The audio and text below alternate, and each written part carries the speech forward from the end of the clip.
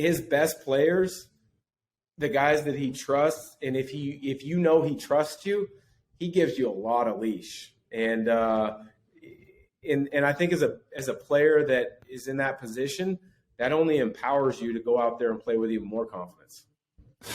Yeah, I remember when I was on that tight leash my freshman year, and then I kind of got it around the WCC tournament when he kind of really trusted me.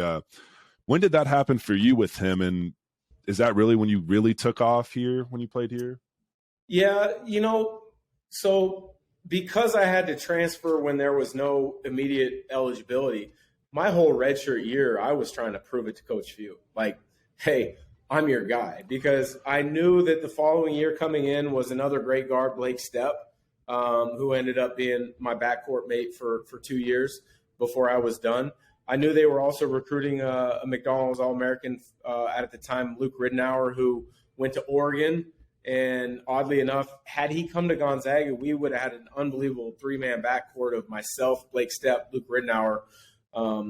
But, I think that whole redshirt year of going against Matt Santangelo, Richie Fromm, who played in the NBA for 3 or 4 years in high-level Europe, going against Mike Nilsson, who was one of the best defenders in program history, and having to prove it in practice, showed Coach Few that I was ready.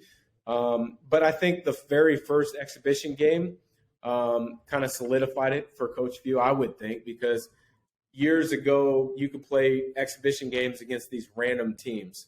Now you play against Eastern Oregon, whoever it might be, right? We played against a CBA team at the time, which is essentially a G League team. We played the Yakima Sun Kings, and I think I had 28 points in that exhibition game. And so right there, I hadn't played a game in like 16 months after I broke my foot, practice, for over a year. And then we go out and we play against a pro team. I had 28, and I just kind of like felt a release, like, okay, I am good. All the work I've put in, I'm ready to go. And I don't know if there was I don't remember a conversation with Coach Few, but I'm pretty sure at that point it was like, okay, he's okay. He's all right. We're good to go. Yeah.